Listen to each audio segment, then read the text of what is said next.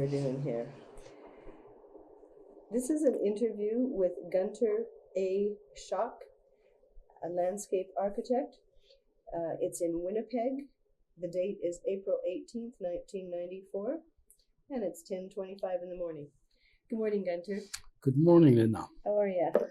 I'm excellent. I'm looking forward to our interview. Good. Okay, we've got a great volume here on you too. Good. Okay. If we could begin with, first of all, thank you very much for taking the time to get together with me and spend time doing this. And thank you so much for the time you spent in preparing these notes. They will be of tremendous value working through this project. Thank you. Can we begin with some of the early information, where you were born and when? Yeah, I was born in Berlin, Germany, September 17th, 1928. Uh-huh. And you did your schooling in Germany. You went to school in Berlin? That's right, yeah. Only the professional schooling was not in Berlin because after the war, the schools in Berlin weren't open yet.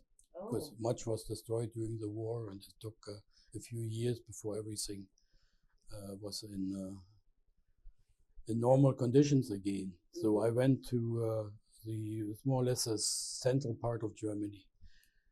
Used to be the Eastern Zone, what now is of course all one country. Quedlinburg in the Harz Mountains. How do you spell Quedlin? Is that probably written down here somewhere, is it? Or? Right, it's Qued. Qued. Linburg.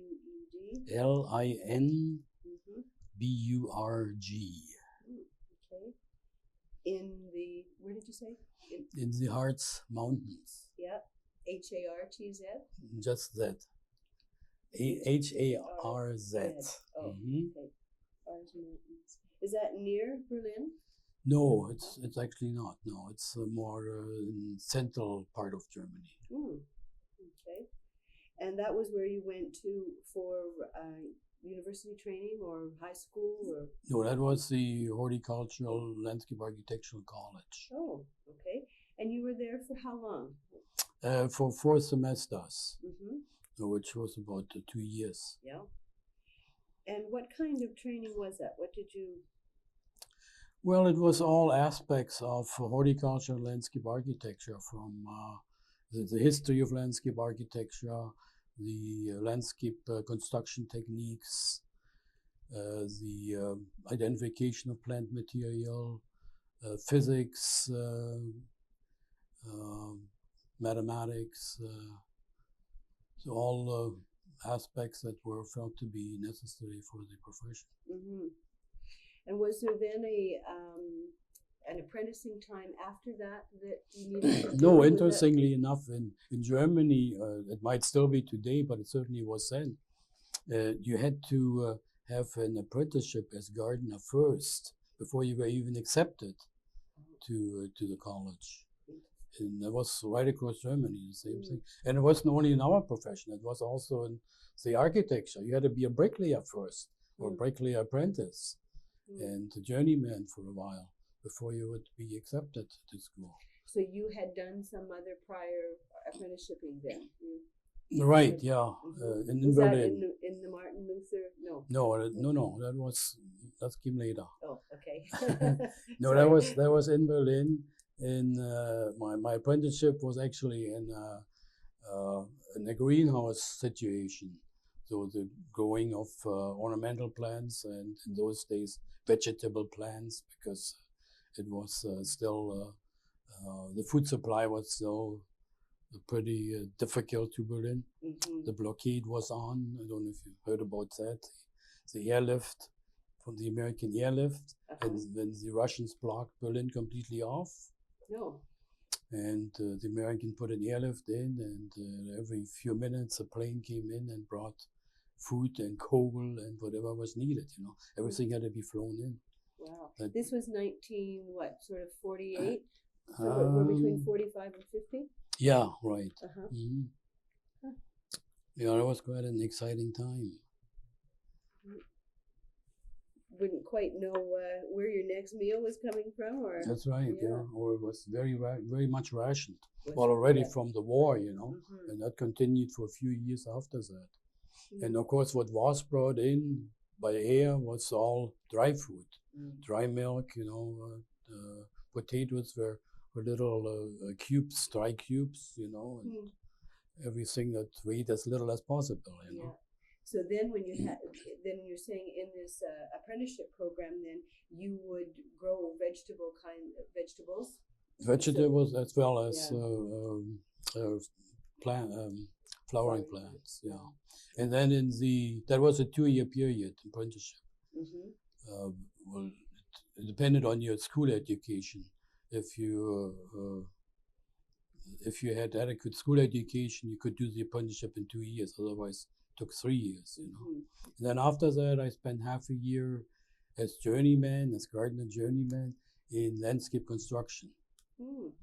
So that's when I really got to know the plant material and the construction methods as they were handled in Germany anyway, which was still a little different than here.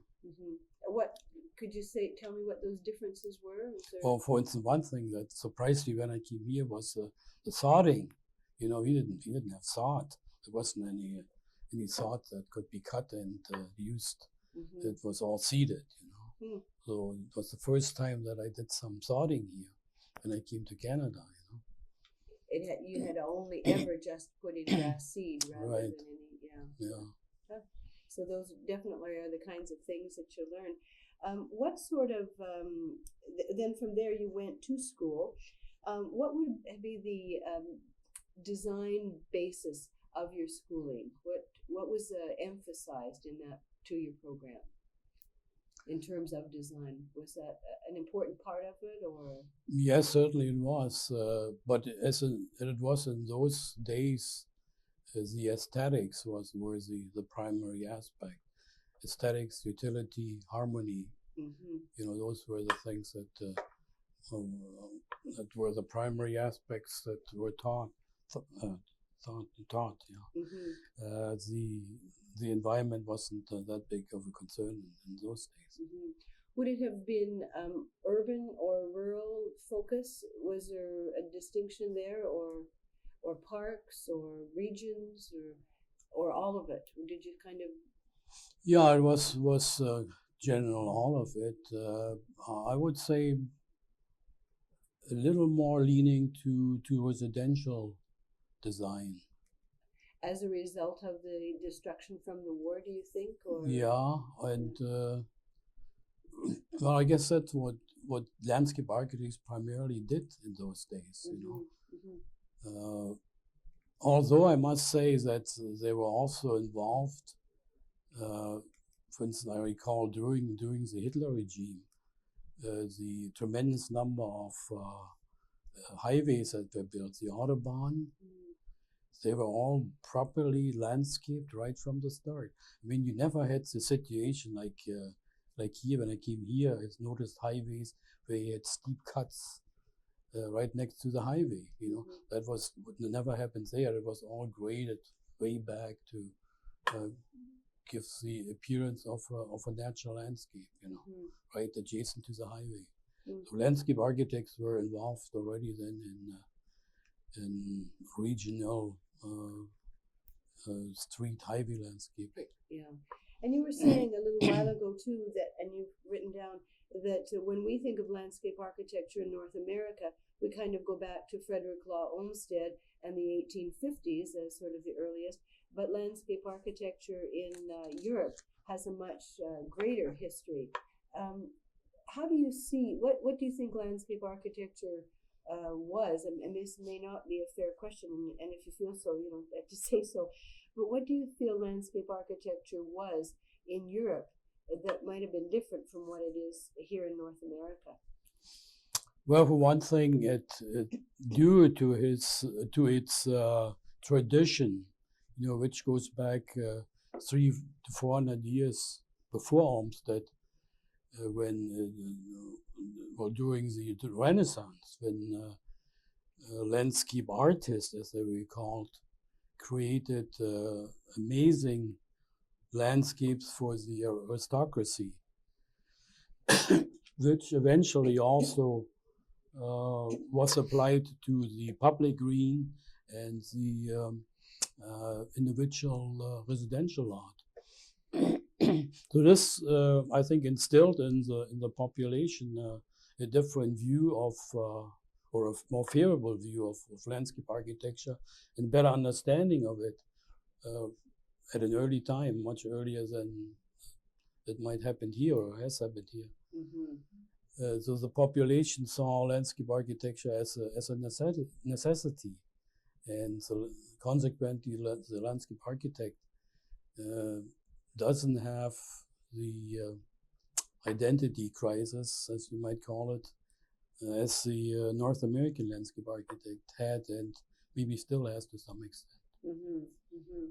So that landscape architecture was a much more integrated part of sort of the whole visual aesthetics of both the city and the country. Is that what you're saying? That's right, yeah. Yeah. And especially also in the residential landscaping, Mm-hmm. it was practiced very widely. Everyone who had a private home, mind you, which isn't as extensively as here. Mostly people live in apartment blocks, Mm-hmm. but those that could afford homes, they were extensively landscaped by professionals, through professionals. Mm-hmm. Good. So you got through school, that all happened, and that must have been a very difficult time too, because that was so soon after the war that going to school at that time probably was a bit of a luxury to be able to do that when the country was under reconstruction. But nonetheless, you went to school and got through it all. In 1950, you graduated, and you worked from 1950 to 1953 with the City of Berlin Parks Department? Yeah, that's right.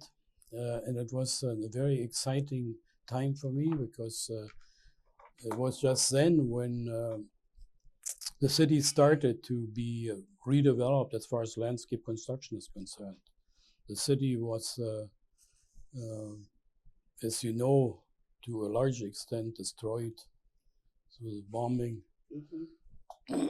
And also because of the food situation that I have talked about before, the parks were no longer in existence because every square yard of open space was used by the population to grow vegetables. And trees, of course, were hacked down for firewood because that wasn't available either. Mm-hmm. Mm-hmm. So there was really not much left of the landscape as it once existed and the landscape areas. Some of them are very valuable historical sites, which also had to be restored. Mm-hmm. That were developed virtually centuries ago by very well-known landscape architects or artists, as they were called then. So this was like reconstruction of historical landscapes too. That was part of it, yeah. Oh. And some very unusual projects, such as the landscape development of giant mounds of rubble, which had been carried together from bombed-out buildings. Tremendous mounds, which were very extensively landscaped with toboggan slides and all kinds of features. Hmm. And this was part of the project, some of the work then that that's your right, department did while you were there. And that was for 3 years that you worked with them? That's right. 1953. The projects ranged from daycare centers to large parks, to sports facilities, to some of these unusual things as the rubble mountains. And, it was a tremendous variety. And although I was a junior member of the profession at that time, I was given full responsibility for the projects that were assigned to me. So I had the complete handle on right from the planning stage to the contract stage. So you would get a very good understanding of the range of work that's involved in the profession. That's right, and experience that really helped me later on when when I started on a new continent. Mm-hmm. And what was the major reason for that? If things were, you'd been educated in Germany and there was money there for the reconstruction and obviously interesting projects, what made you decide to come to Canada? Well, in spite of all that, it still looked kind of hopeless that Germany would ever come up again to a standard as it used to be. We were occupied by four powers, and it was at that time we looked at it as kind of a hopeless situation. It will never change. Although it did change very quickly, economically and politically and everything. Mm-hmm. But anyway, in those days it looked like that. So we tried very hard to get out of there. Mm-hmm. And the first intention was to go to Australia. Mm-hmm. Matter of fact, I had already virtually a job lined up for the railroad of the state of Victoria in Australia. Wow. Then in the last moment they had enough people, they cut it off. And we tried for Canada, and that worked within half a year, actually very quickly. We were called to Bremerhaven, and then from there was the next ship to Canada. And when you say we, I was already married, and we had our first child. Oh, was 3 years old at the time. So that your family came. Did any brothers or sisters or parents? No one else. No, yeah. We were the first ones of the family. Yeah. Established. Was the idea that others may come and join you? No. Nobody else was interested. It was only you who wanted to leave. Right. And you were saying that was through the Lutheran. Yeah, Canadian Lutheran World Relief. Huh. They financed our trip at the time, and we had then gradually to pay back after that. Mm-hmm. And you were saying that it was only by luck that you didn't end up on a farm in northern Manitoba. Yeah, we were actually scheduled. In fact, on my passport, the old German passport, there still was written in the head of a farming family. So we were scheduled to go on a farm in Swan River in northern Manitoba, and who knows, maybe would have been stuck there forever. Yeah. But during the train trip, it was a 3-day trip on the train from St. John's to Winnipeg. We convinced the people that from the Canadian Lutheran World Relief who were going to help us find jobs and so on, convinced them to leave us in Winnipeg, which was the first stop, of course, for the people scheduled to go to Manitoba anyway. And so it happens that we came and stayed in Winnipeg, and they actually helped me to find a job. It was February, in the middle of the winter, Nice time to arrive in Winnipeg. Yeah, it was quite a shock when I came out of that old CP station there. The cold, Take your breath away. Yeah. And they helped me to get the first job in a greenhouse firm in Charleswood here in Winnipeg, where I stayed for about a year, and then went to another landscaping firm where I obtained experience in the landscape construction methods here, and primarily the plant material. Mm-hmm. And also, last but not least, the English language, because also I had English in school, but I don't think I could understand the words when I came here. So that's a difficult project, isn't it, to try to learn to be conversant in another language? Yeah. Especially when you're an adult. Because by that time that's right. you were an adult. That's why I never lost my accent. So everybody can pinpoint where I come from. Well, that's okay. So then you worked there for a little while, and then in 1955, I got a job in the Winnipeg Board of Parks and Recreation. I was as a landscape technician. Actually, during the summer months, I still had to work outside on landscape construction. But during the winter, in the first years at least, I was doing the design. I was the only one that did the design of landscape of areas that had to be constructed.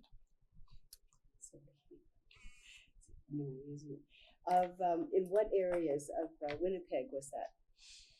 Well, all of the old city of Winnipeg. Well, it's kind of hard to explain because Winnipeg is now one unit city consisting of 12 former municipalities. But what's the basic, well, the downtown area from the Red River to Polo Park, is that yes. An idea? And from the north end of Winnipeg, beyond that was West Kildone, a separate town, or municipality at the time, to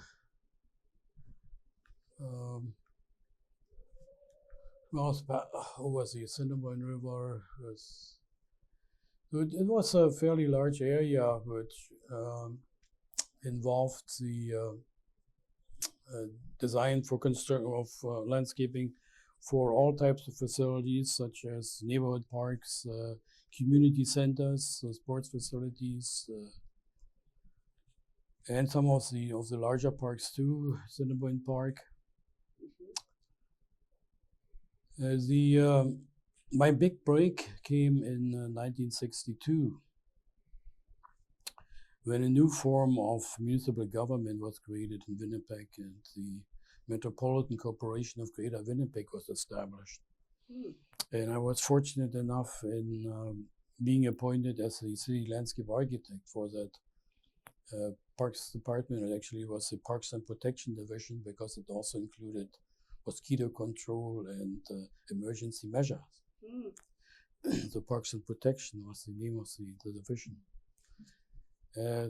This was those 10 years were the most exciting ones in my professional career because, for one thing, it was a very enlightened form of government.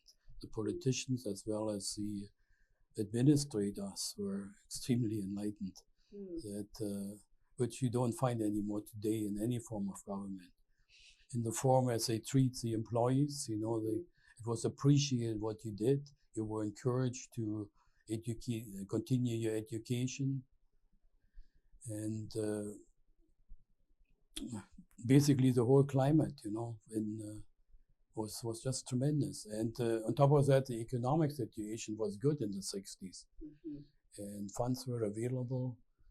And of course, Metro was responsible for the major facilities in the city, from sewer and water to the major street system to the major park system. So that was our main responsibility, the regional park system. A system that was neglected for decades because there were never funds available. In fact, for some time, some of the parks had been closed because there weren't funds available.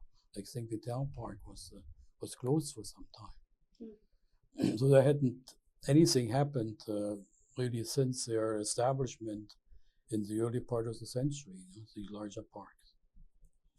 So there was a bad need for a complete. And how did you go about doing that? Was there a general kind of a plan put in place for all the park development, and then did you contract that work out, or how was that done? The plan that was put in place set out that more property should be acquired for park development, especially riverbank property, and of course to redevelop the entire existing system, which really took place during those years. And you saw a tremendous difference after this period was over, because virtually every park was completely redeveloped from, or I should say that most of the parks were closed down as soon as the first snow fell. The gates were closed. But now we had a population that was interested in staying or coming out in the winter too. So the system was revamped to accommodate that. Toboggan slides were built, and skating ponds were constructed, and the warm-up and concession facilities were made available year-round. Indoor floral displays such as the conservatory was completely renewed. It was a kind of an old-fashioned conservatory in Center Point Park, and we built actually a new structure over and around the old one to maintain the materials, the plant material in it. And then the old one was taken down. And one of the my primary job, one of my I guess more significant jobs, was the redevelopment of the Center Point Park Zoo, which was really display of caged animals at the time, and we developed it into a real zoological park, giving the animals space and in spacious enclosures, moated enclosures that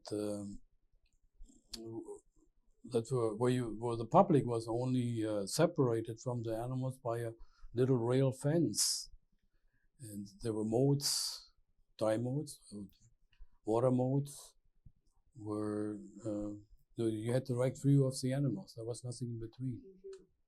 And what was that based on in terms of a design philosophy? Is that anything that you had studied and learned and had experience from in Europe, or was that something that you worked on with the city administration here in Winnipeg? How was that design chosen?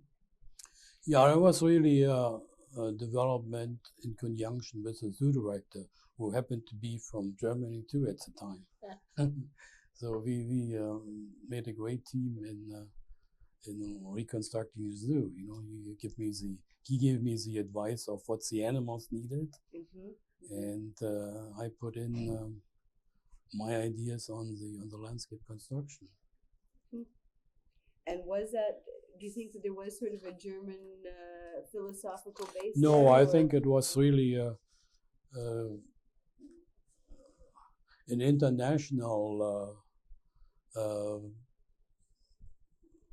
theme of what was presently at that time the modern zoo development, because Dr. Voss, the zoo director, was well in touch with all other zoos in North America and beyond. You know, he knew what was going on there. And how about with a minute ago when you mentioned about the park? A lot of the parks, St. Vital, for example, had been left, hadn't had a lot done with them since the time that they had been established. And the redevelopment of those parks, again, was that based on anything that you had learned in school in Germany or experiences you'd had there? Or was that based on how the civic fathers here felt, and mothers maybe, how they felt that should be done in Winnipeg? Well, it was part of the experience I had from Germany, and it was also the situation as it happened here. For instance, in St. Vital Park, there was a large area that had been in the 30s excavated for a future lake area, but was never used for that. Now we made that, we prepared that to hold actually water, you know, with the proper equipment to fountains and drainage and everything that was necessary to do there.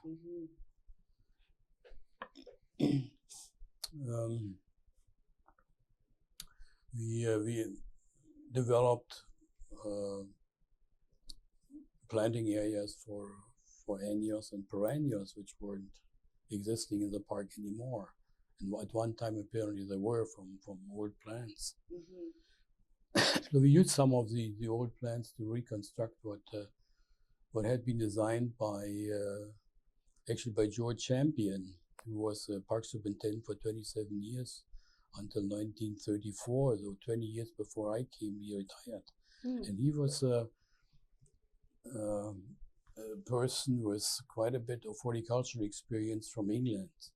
He worked on estates in England and came to Toronto, where he was busy in the profession, and was then called to Winnipeg as the park superintendent. And he did quite extensive planning of parks. As a matter of fact, all parks that were constructed during that era from, I think it's 1907 to 34, were pretty well his design, and there's still a few of them left. And if you're trying to maintain his basic ideas of design. So it was more of an English background, or more of an English idea, perhaps, than which wasn't too far away from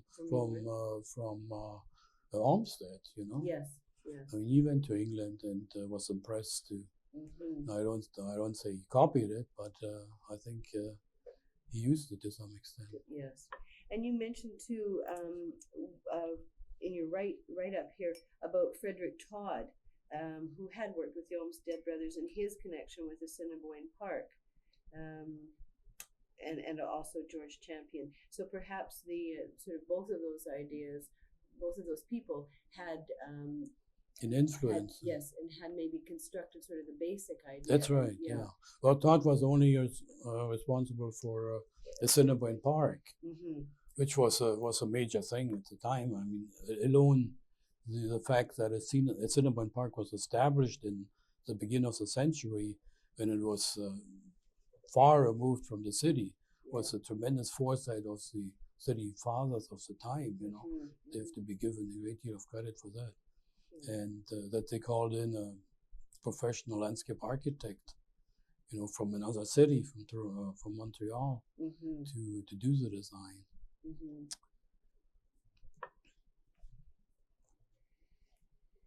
Okay, so we got up. We were discussing the period. Maybe if I can go back to the zoo for a moment. Absolutely. The layout was based on an ecological or habitat-oriented grouping of animals, which was determined to be superior to the systematic grouping or continental arrangement, which some zoos have now.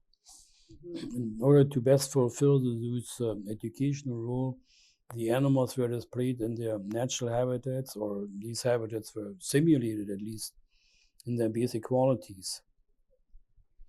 So beyond the proper placing of plant, water, and stone inside the animal enclosures, the entire zoo was generously landscaped, including rock gardens, water features, viewing hills, attractive sun shelters, rest areas, and concession facilities.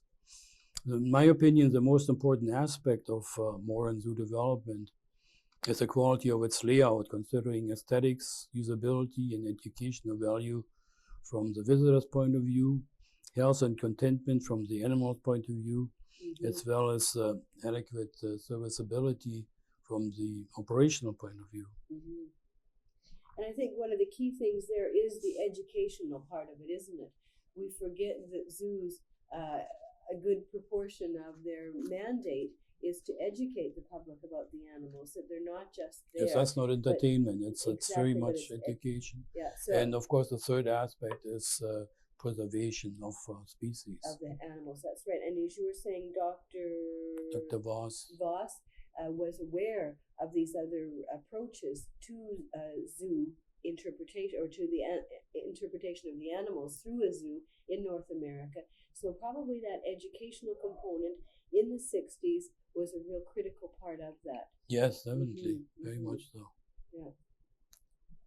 And I think that's also today the most important aspect, because you have now vocal groups that say we shouldn't have zoos, they should live in their natural habitat, But for the educational aspect and also still the preservation of species, endangered species, which eventually can be placed into recreated natural habitats again. Mm-hmm. And I think too, to sort of look at the other side of that situation, how can we, as a general public, see all of these species in their natural habitat? Unless we can all afford to go all over the world, we would never see that. So by having a zoo, we can see a number of different species in a recreated habitat, but certainly enough that we can learn something from that situation. And I think in the 1990s, when we're all trying to learn more about sort of the ecology of the whole world and how this planet really is one place, a zoo is a really important part of that, where we can learn about other species that we don't necessarily have here and how important their habitats are. I never liked the smell of zoos, though. That was always my problem. Is that right? I hated the smell of zoos. It never has come across my mind that the smell is... I just hate it. I think it was, I don't know, it was maybe the bird. I think bird poop is probably the one that it was just, there was awful smell, at least at the Calgary Zoo anyway. I'm sure it's changed. But that's an important part for a landscape architect to be, an important thing for a landscape architect to be part of, isn't it? It's a specialized area, actually. It's the same as golf course construction for some is the specialized field. Yeah.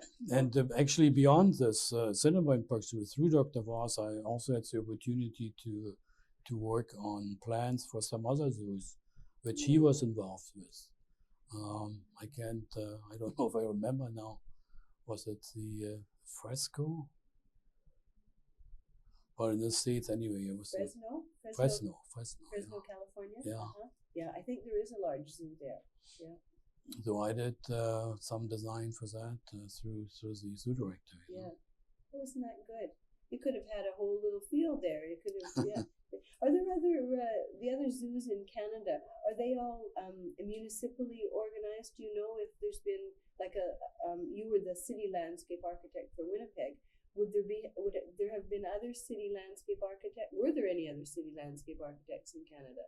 In Canada?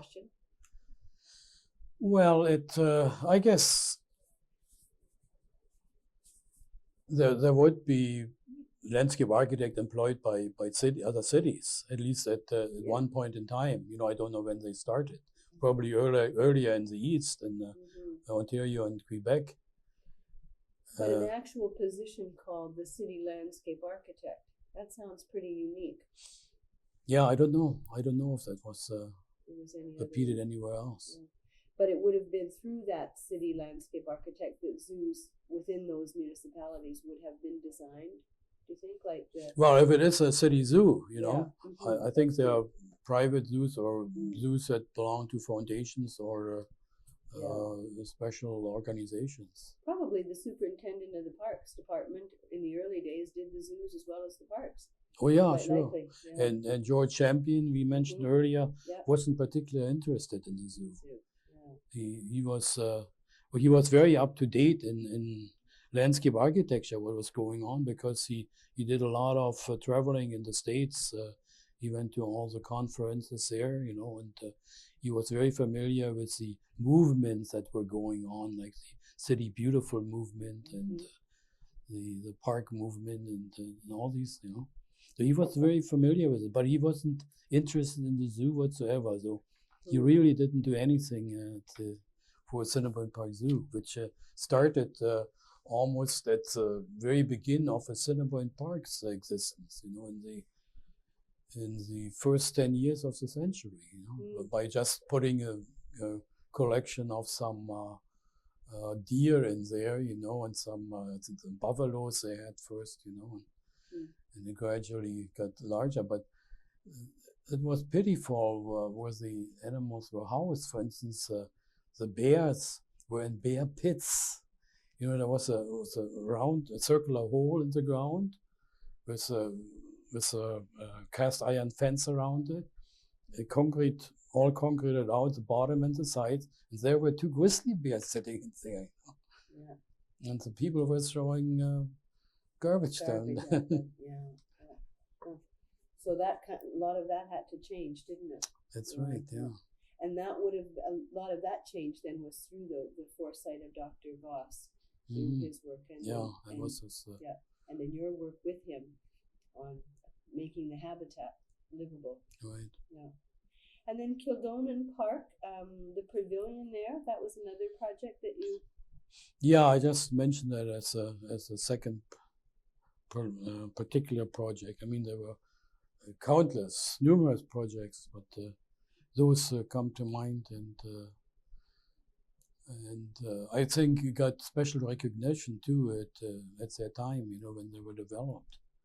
For instance, for the Kildonan Park project, we had a very good write-up in the magazine of the American Institute of Landscape Architects, which specialized the whole issue on the Canadian Centennial projects. You know, after 67, the centennial year.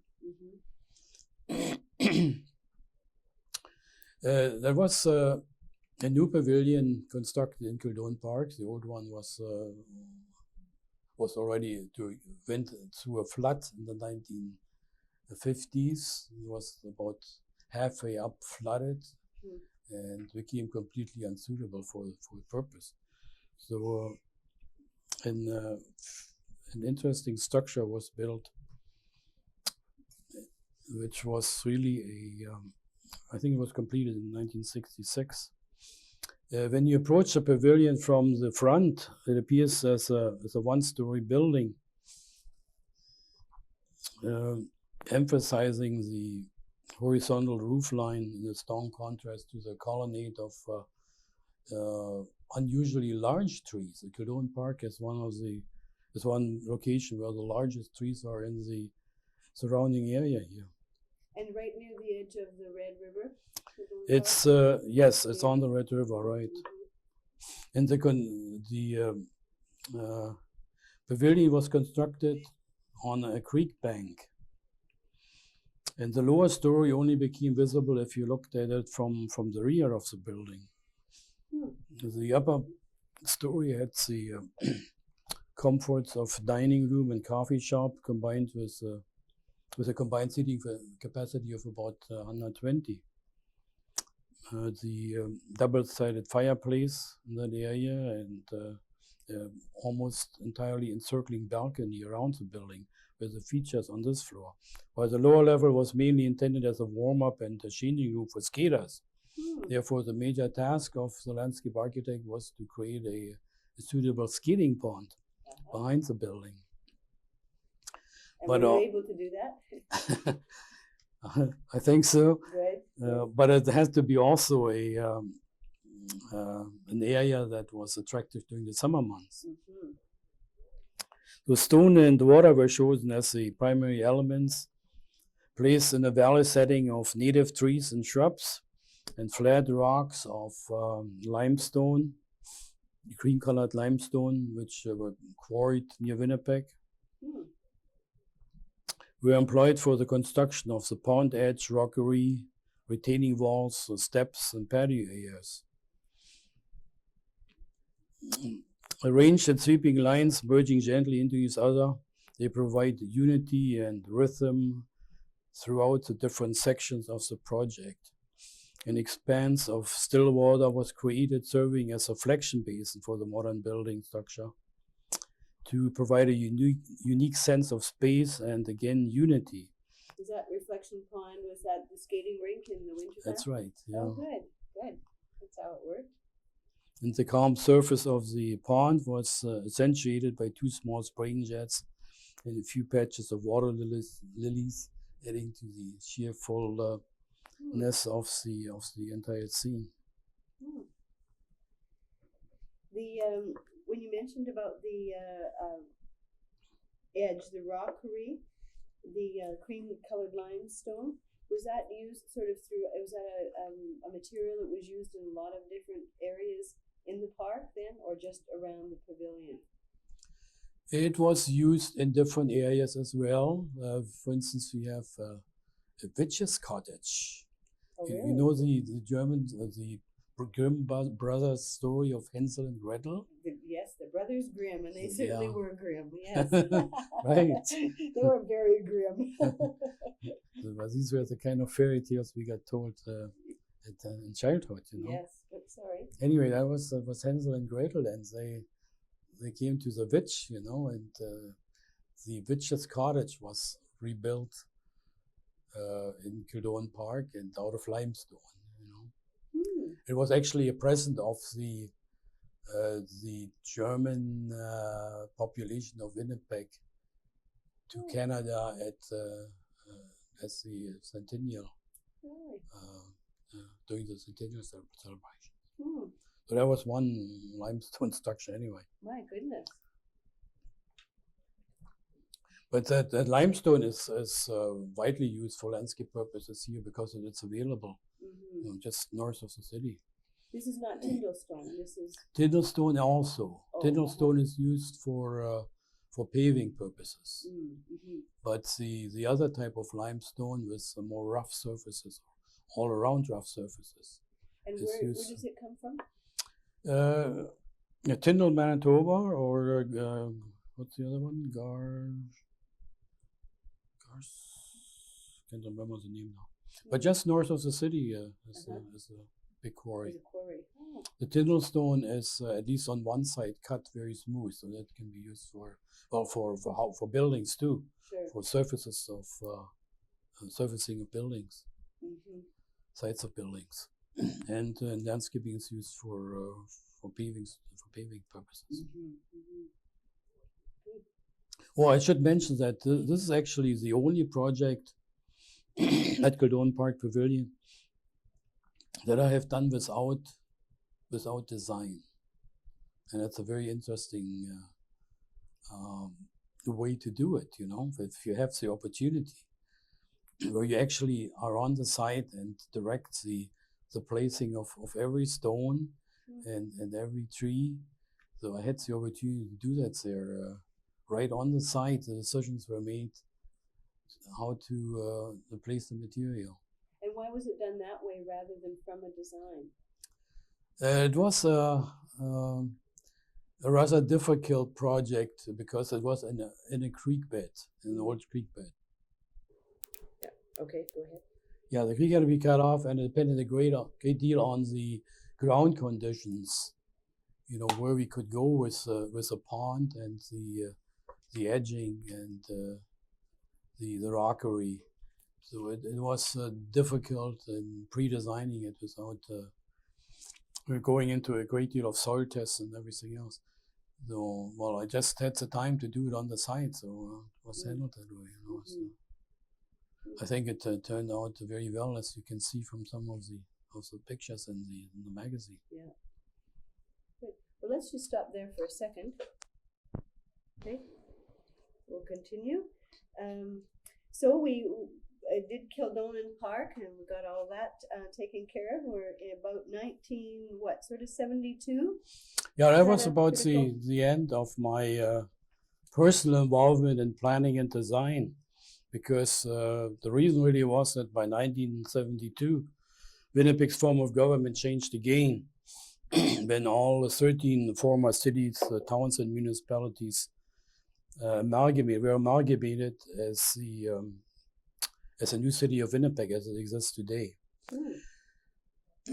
And subsequently, also all parks and recreation services were unified into one department.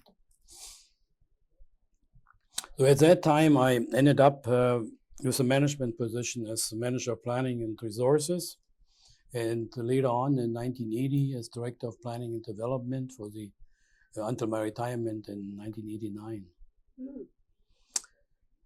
So also I was removed from the hand-on planning and design activities. I soon realized that these positions offered an even better possibility to represent the profession by influencing our own staff, the senior administration, it's the Board of Commissioners here in Winnipeg, and the elected representatives as well as the public. So in countless reports, meetings, and interviews, we took the opportunity to promote important projects, responsible long-range planning, appropriate funding, and an equal partnership status between with the other professions, especially the engineers. That's a very critical role, because a number of the interviews that I've done, people that I've spoken with have said things like, we need landscape architects in positions of decision making and power, because 9 times out of 10 those positions are held by engineers, and then the whole philosophy, the whole bias of a project is then from that engineering perspective. And everyone has said what we need are landscape architects to have that bias and have that philosophy as a base from which decisions can be made. How do you think that things were different in Winnipeg because of that? Do you think that you were able to have a great influence on? Oh, I think we made quite a bit of headway.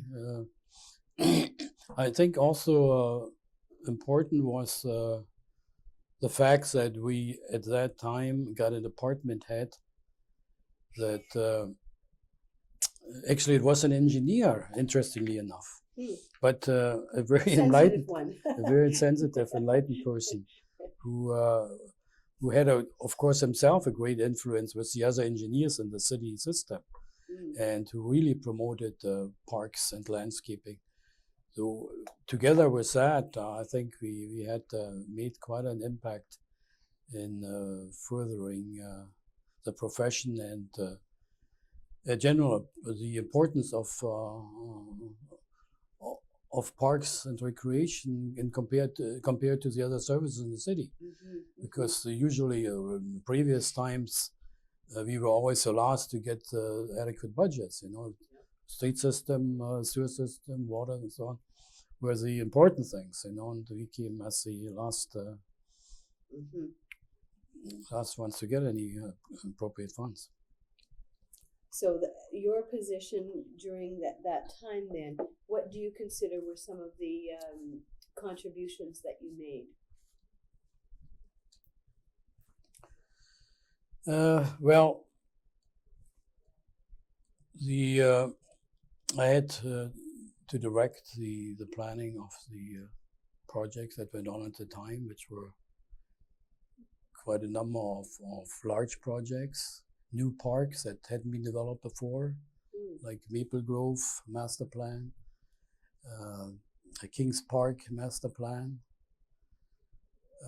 which at that time weren't developed, but meanwhile have been developed to some extent today.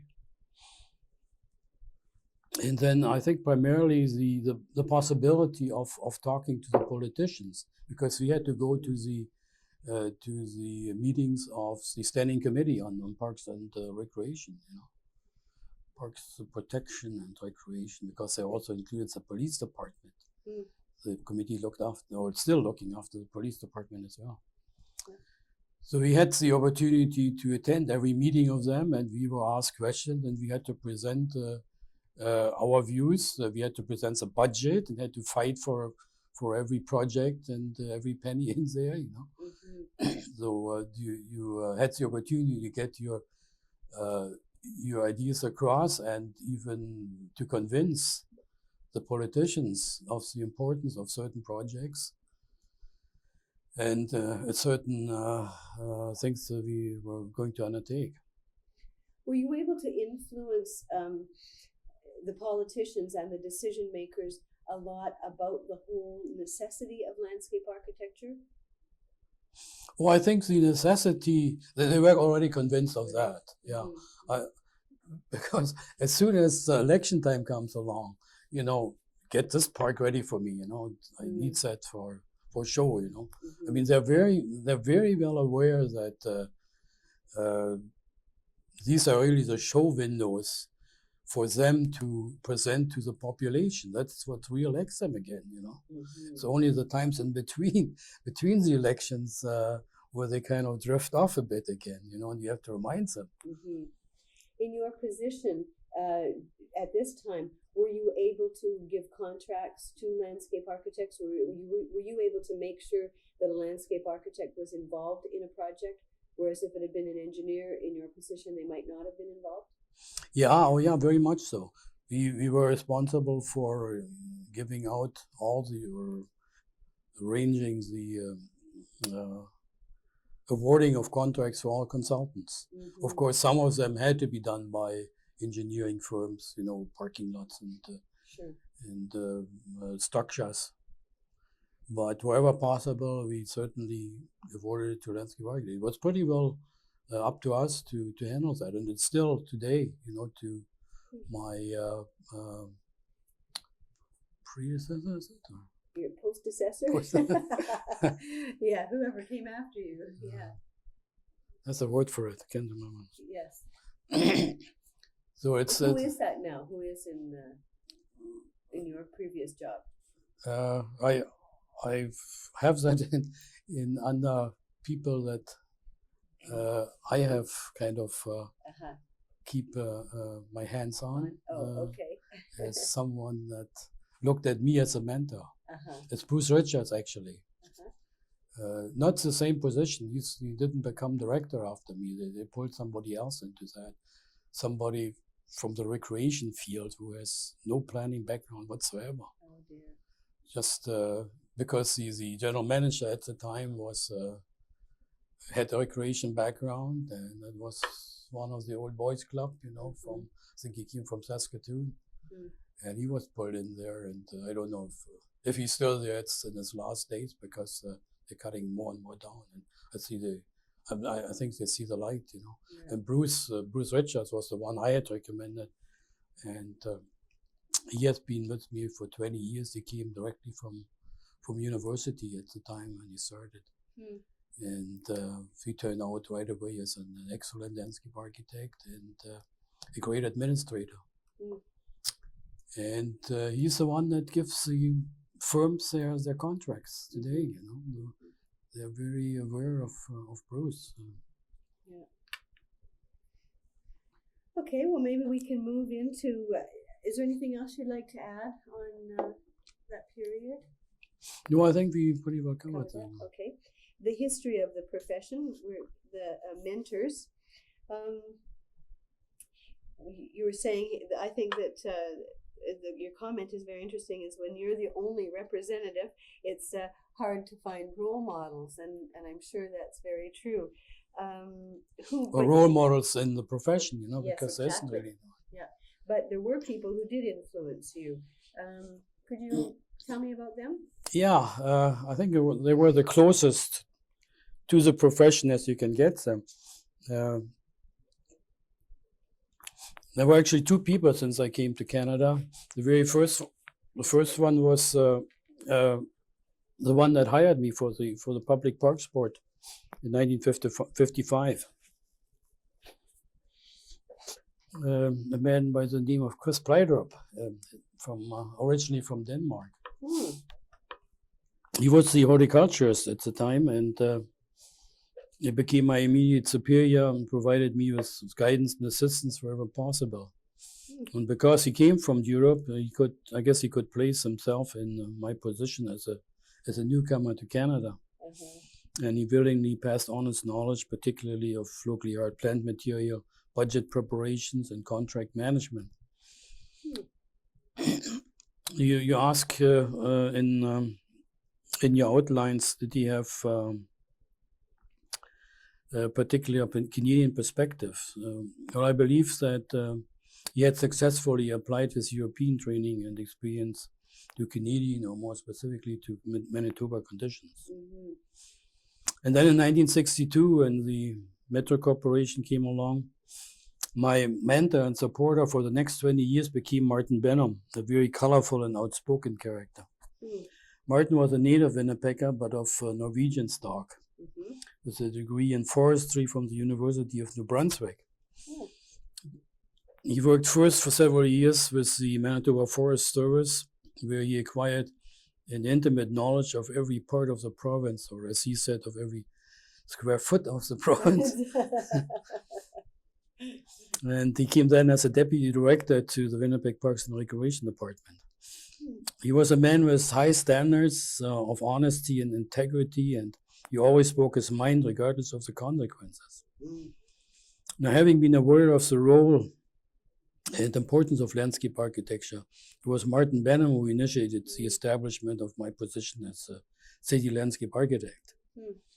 And his prime concern was the preservation of the natural environment, and through his foresight and intricate knowledge of the land in and around the city, numerous park sites, riverbank properties, wilderness areas were acquired by the city and are now part of Winnipeg's park system.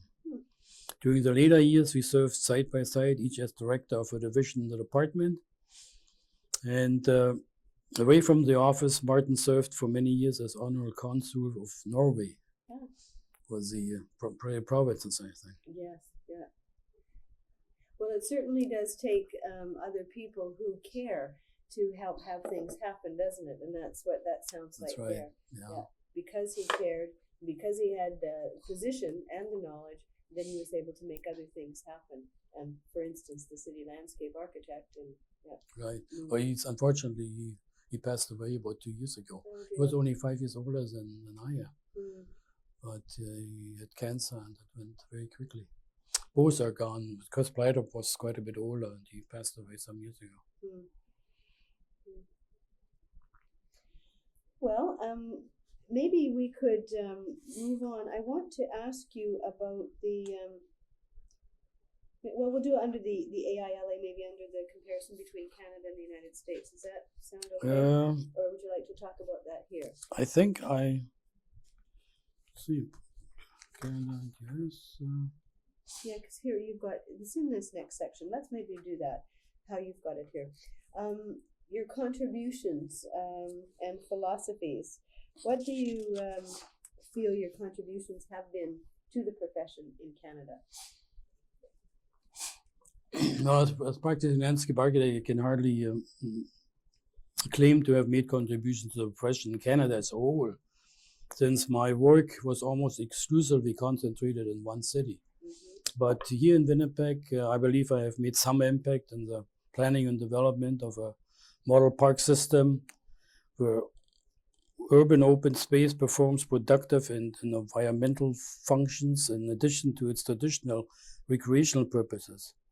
With special pride were our initiations of landscape architectural treated street environments and bridge interchanges, long before the aesthetic street improvements, as they were called, were politically accepted as annual budget items, as well as our role in the earlier described massive redevelopment of the regional park system, and particularly the Assiniboine Park Zoo.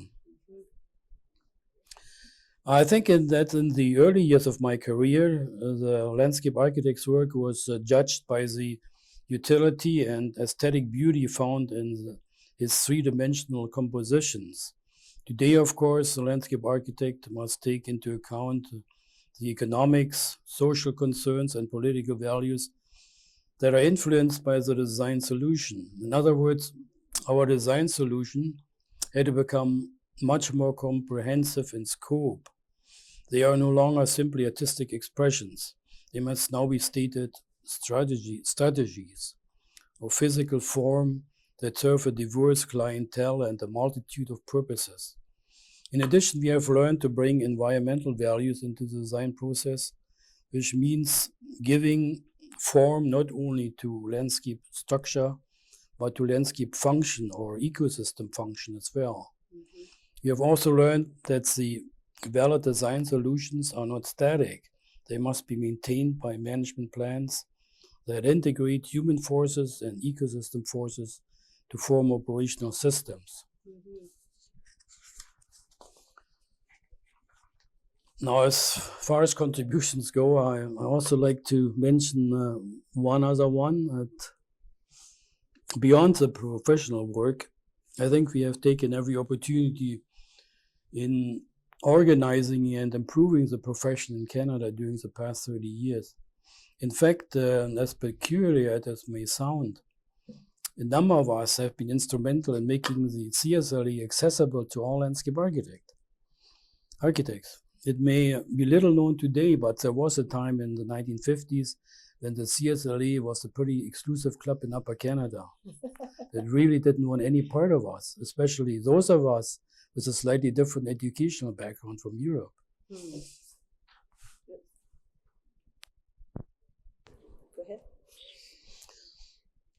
Now, in order to overcome the situation, a goodly number of us, right from BC to Quebec, began to look south in the early 60s and joined the American Institute of Landscape Architects, which had their head offices in Phoenix, Arizona.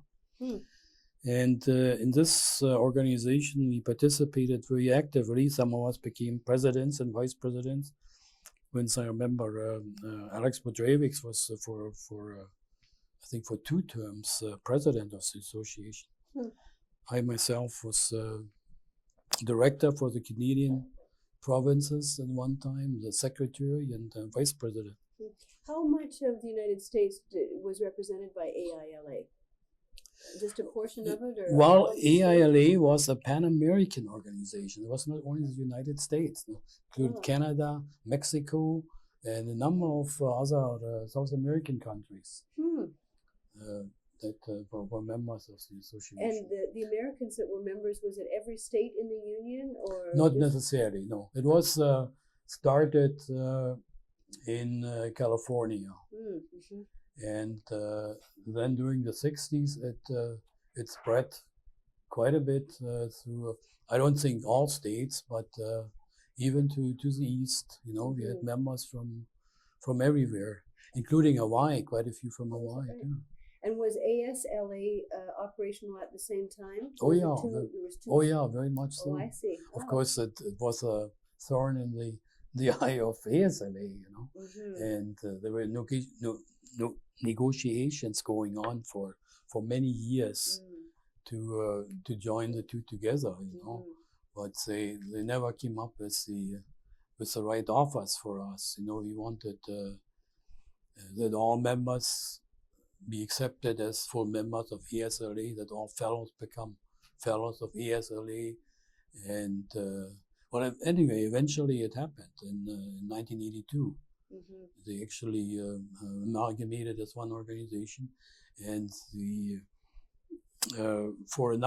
arrangement was that for a number of years, I think 2 former AILA members were to sit on the board of governors of ASLA, you know, and we got everything else that we had asked for. And AILA had started when? What was its sort of beginnings? I think in the 50s, 54, if I remember correctly. And it was really the influx of the Canadians that made it grow, you know, that really got it up again. And it was the Canadians who you say weren't part of the CSLA. That's right. Yeah. Why weren't they? Well, I wouldn't say exclusively. You know, for instance, I don't know if Phil Tattersfield was already a CSLA member, but he certainly was very active in the AILA. But the majority of Canadians were not members of AILA. Of CSLA. Of CSLA, I'm sorry. And why was that? Well, I guess they were not accepted at the time. Take, for instance, Alex Bodrevics, who had a very similar background than I had, you know. So CSLA had a certain kind of idea of what education was for a landscape architect? And what was that? What did they think that? Well, I guess you had to have a degree in Canada or the United States to be accepted, you know. I mean, I still have the correspondence from 56, 57, you know, where I was told by Francis Blue, who was the secretary at the time, sorry, but we can't accept you. Yeah. It's too much, isn't it? So what happened now that chapters were formed by AILA in the Canadian provinces, and interestingly enough, the interior chapter of AILA was the first to register the name Ontario Association of Landscape Architects. Really?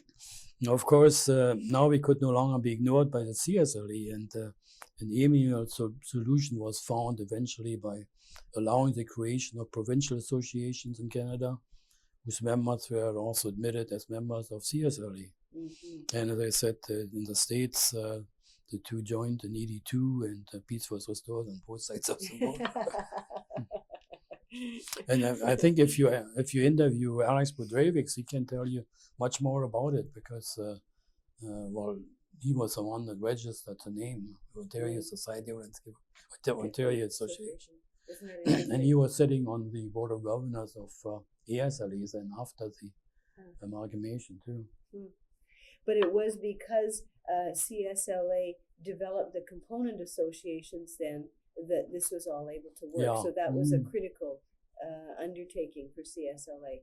Yeah, that's right. It was followed, or it was a result of a survey they took of their membership, I remember. So I don't say it's because of this, because of EILE, but it certainly helped to push it ahead. Yeah. And that was, what year are we looking at here? Well, I would say that happened in the early 70s. Because Merla came in 73, and it was already then arranged as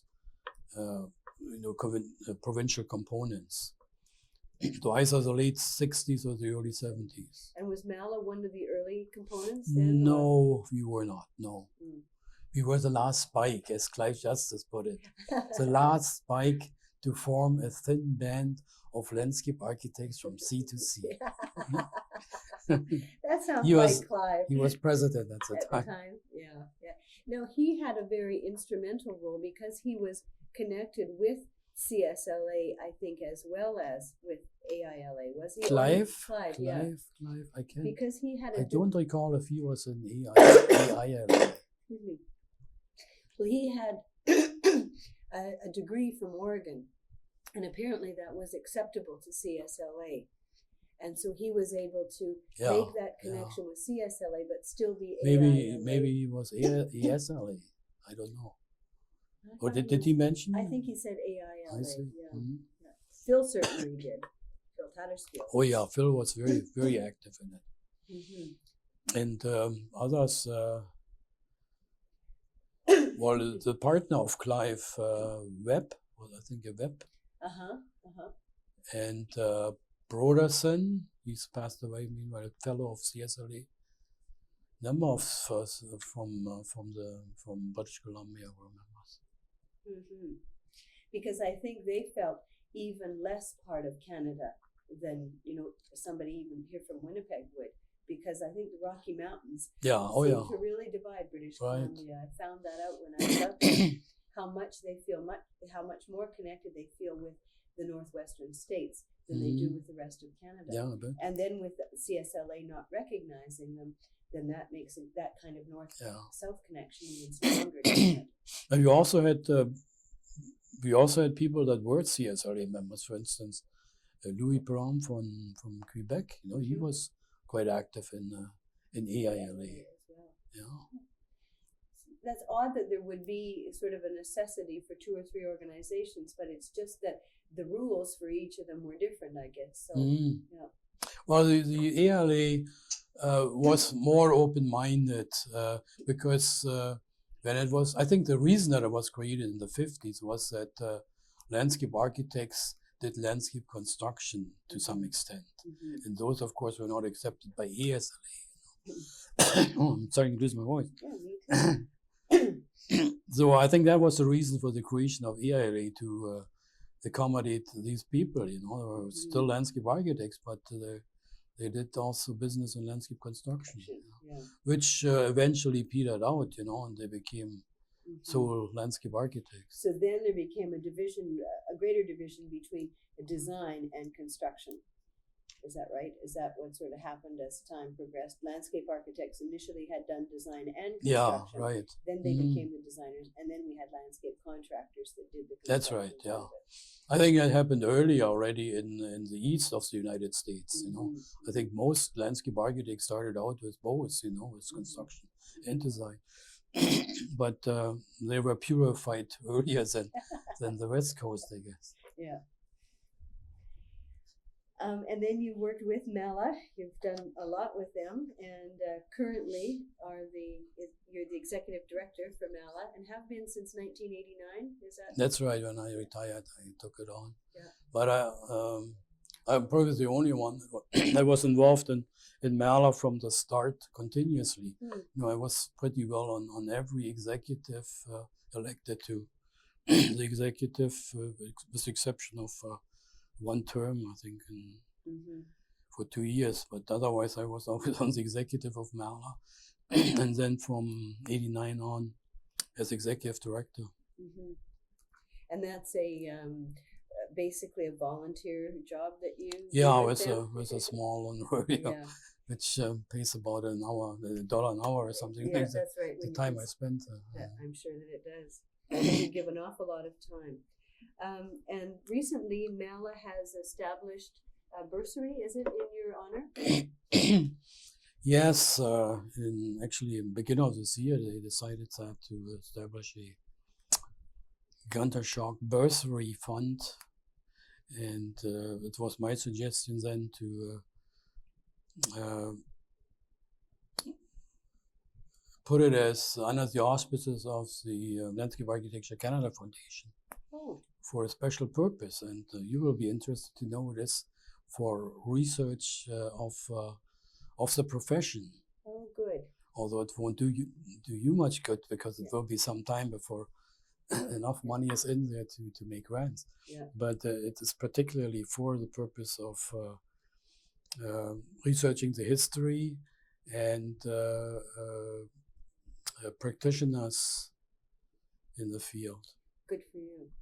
Good for you. That's a good. Because the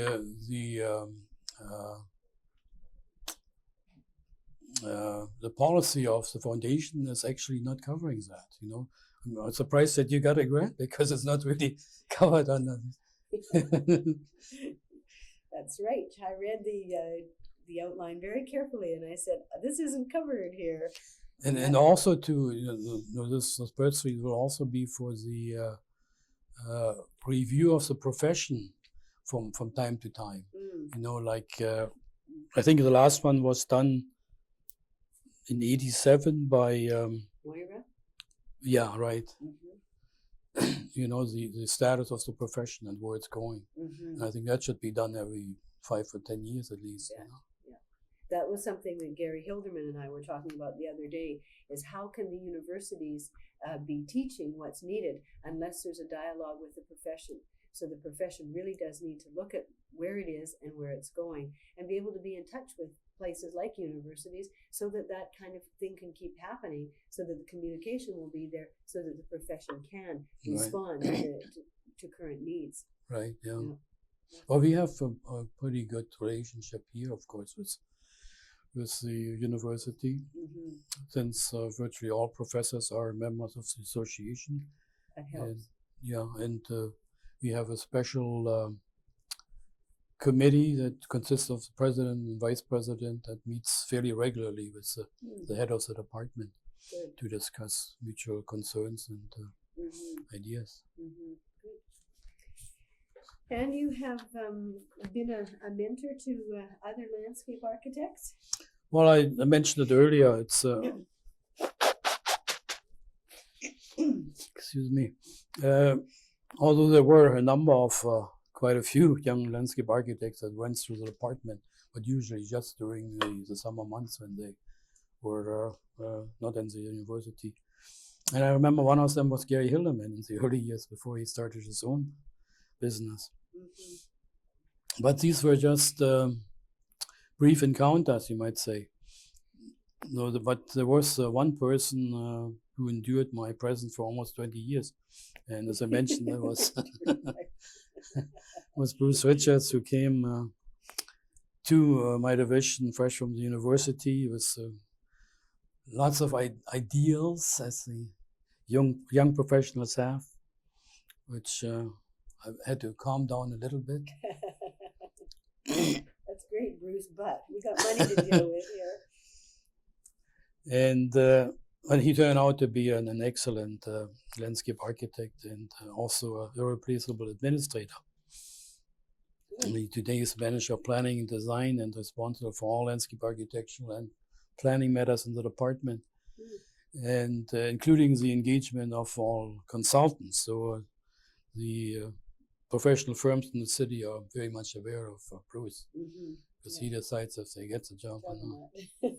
Unfortunately, Unfortunately, they have become less and less in recent years. You know, it's Mhm. probably it's all over the country yeah, just due to the because economic. it's now mainly the maintenance of the infrastructure where funds are put into. Mm-hmm. Rather than the creation of it. Yeah. Yeah. Yeah. And what do you feel that the profession has given to Canada? I have always felt that that landscapes are a clue to culture, as they represent an investment in money, time, and emotions. They provide us with a strong evidence of the kind of people we are, or we were, or we are in the process of becoming. In my mind, the landscape represents an expressive end product. It becomes transformed into a measure of social progress. You might say that landscapes evolve as well as, or as poorly as people, according to the theme of CSLA Congress 94 in Victoria, healthy landscapes, healthy people. Mm-hmm.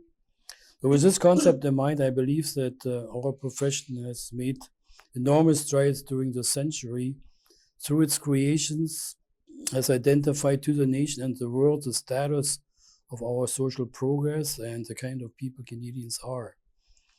If I only consider my own observations of the past 40 years since I came to Canada, the appearance of every city and the entire country has changed so dramatically, which has been enhanced and humanized so extensively, also the efforts of our profession. Mm-hmm. Yeah. And Clyde's comment about the thin band. Yeah.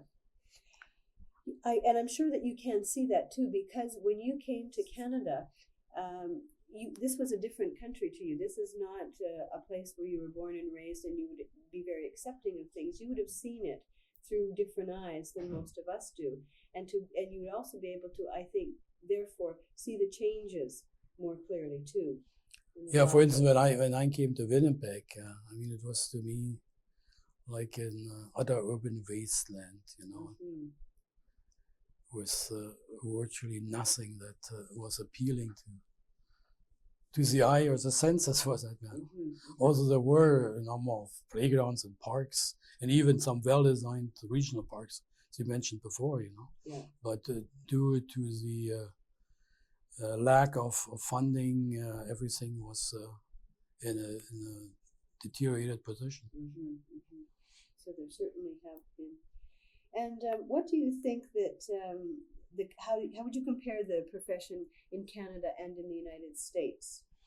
Well, to be honest, I really don't see that many differences in it. Mm-hmm. I mean, both originated from the same roots, as the histories would be incomplete without mentioning Frederick Law Olmsted, who introduced a number of Canadian landscape architects to the profession, most notably Frederick Todd from Montreal. Mm-hmm. And from this early start in the second half of the 19th century, I don't believe that major contrasts have developed between landscape architects north and south of the international border. An exception, of course, are cultural and climatic variances in different regions, but those also exist within Canada. Mm-hmm. Perhaps one of the differences is, in my opinion, that the profession in Canada, and especially in the prairie provinces, is based on a stronger horticultural background, while in the States, more abstract and theoretical design prevails. Mm. You know, I come from an even more horticultural background, but I think on the prairie especially, yes, still more than in the rest of Canada, you know, Mm-hmm. the horticultural background. Do you think that's due to the influence of, as we were mentioning earlier, the English-trained park superintendent? Yes, that's right. Yeah. A lot of gardeners, that's all they were actually, Mm-hmm. estate gardeners from England. Well, we had one example here in Winnipeg, Hector MacDonald, who was for a long time superintendent of Assiniboine Park. Mm-hmm. You know, he came into exactly from that situation. You know, he was an estate gardener in England, Mm-hmm. and he did quite a bit for Assiniboine Park, Kildone Park for a while. You know, he was first superintendent of Kildone Park, then Assiniboine Park, and I think also of of the because of the experimental stations here. I mean, they exist in the east too, but very strong here in Manitoba. The Warren Experimental Station has done a great deal in research on new plant material, and private horticulturists. You know, Skinner in Dropmore in northern Manitoba, who did a tremendous amount of development of new species. Mm. And even the University of Manitoba, because that started as an agricultural college. That's right. Too. Yeah. So and there was a lot of experimental. There was still experimental plots there when I went to school in the 70s. Yeah. Very strong horticultural society, you know, in Manitoba, in Winnipeg especially, which was supported by many of these horticulturists. Still is today by a university professor, Louis Lenz, who is specializing in nursery stock. He's teaching it for the landscape architects as well on plant material. Oh, good.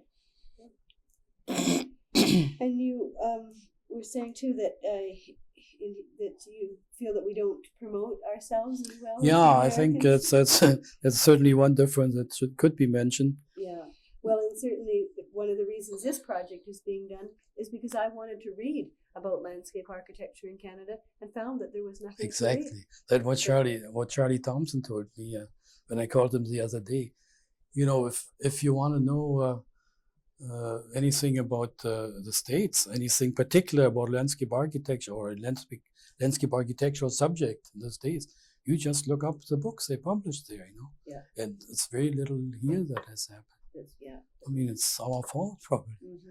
When some of us do it, like Michael Hawke has done a great deal of it, you know. Yeah, but not that widespread. Right. But in terms of then design philosophy, you don't feel that there's really any difference between. No, I can't really see it. It's just regional differences, and those regional differences would be really determined by plant material. Sort of the American Southwest versus Winnipeg, for instance. That's right. Yeah. But in terms of across the country, Canada, Canadian landscape architecture is just kind of a border sort of term that there's not really. I can say there's Canadian landscape architecture. I mean, you can, short of the plant material, which is limited or different depending on the area in Canada we work. I can see that there is a particular style of Canadian landscape architecture. I mean, many of our landscape architects have created typically Canadian landscapes, like Cornelia Oberländer has done some of her projects. But otherwise, I think that you could use our application of landscape architecture anywhere in the world, and many of us have done it. Many private practitioners have and are working in all over the world. It's landscape architecture is a method of approaching a problem rather than geographically specific. Is that what you're saying? Yeah. It's a method of understanding and working through a problem. So if you get the methodology and the process in Winnipeg, or if you learn it in Florida, or if you learn it in Berlin, you could still apply it to a situation in Japan. Yeah. It's just that process that you learn, and then you learn specifically the materials of that region. Except that you have special applications like the Oriental garden or the Japanese garden, for instance. That's right. Again, which can occur in anywhere in the world. Which has been done very successfully. Take for instance the Lethbridge Japanese garden, and many other locations. I think you have some in BC. UBC one. Yeah. Yes, that's right. Yeah. Maybe since how we're just kind of maybe got about 7 minutes of tape here, could we just talk about, you have written down the significant projects in Canada, so I think that I'll just use that as written material. But I would like to ask you how you view the future of the profession in Canada. Yeah, the profession's philosophical and practical dedication to the land and to people has set it apart from most other professions. And in my opinion, has been a principal cause for its unique expansion during the 20th century. Mm-hmm. The same principle will undoubtedly continue to provide the profession with a focus that will lead it with clarity and of purpose into and through the next century as well. Mm-hmm. Landscape architecture will continue to devote its special skills to the enhancement, preservation, and stewardship of the landscape. I believe these skills will be practiced with even greater diversity across the widest possible spectrum and will focus more than ever on the natural systems upon which humankind depends for survival. Landscape architects will also continue to create spaces which encourage human contact, as well as providing opportunity for privacy, spaces which can be used without emotional and physical stress. They will continue to embrace the social and psychological sciences in an effort to make the human habitat enjoyable, safe, and productive. And so, are you saying that there's sort of more of a man in nature kind of connection for the future? Man in nature, I might put it a little too blunt. I think it will concentrate much more on the environment than it has been in the past, simply by demand of the people of the times. Like sustainable development, that kind of those types of notions. Yeah, if you can call it that. Sustainable has taken on a kind of I don't know how it should be used. It's used by politicians and governments for excuses to do what they really want to. You know, it's too hard to define. You know, it's simply a word that is used. But in actual fact, that is the score. Yes. That our environment is we've come to a point where we realize the fragility of it, and that landscape architects need to work more with that. Is that what you're? Yeah, that's right. And we simply won't survive without it. I mean, the increase in population is so tremendous, continues to be. The supply of food reduced or not adequate anymore, becomes less and less adequate. Supply of water, for instance. Do you think landscape architects need to have any different kinds of training in order to be prepared for a new future? Well, I think it is realized already by the universities where they have to go on this, that they have to include more of the sciences that will be needed for the future professional.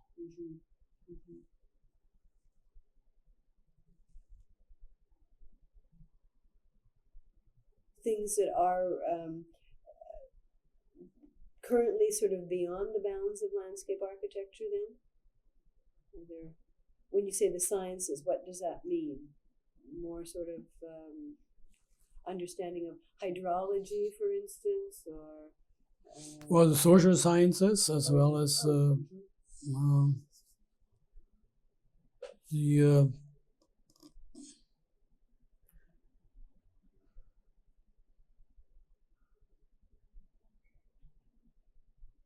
I don't know.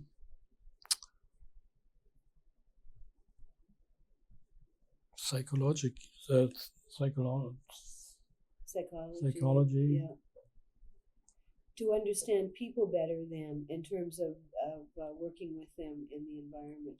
And also to, in order to be prepared to apply new methodologies.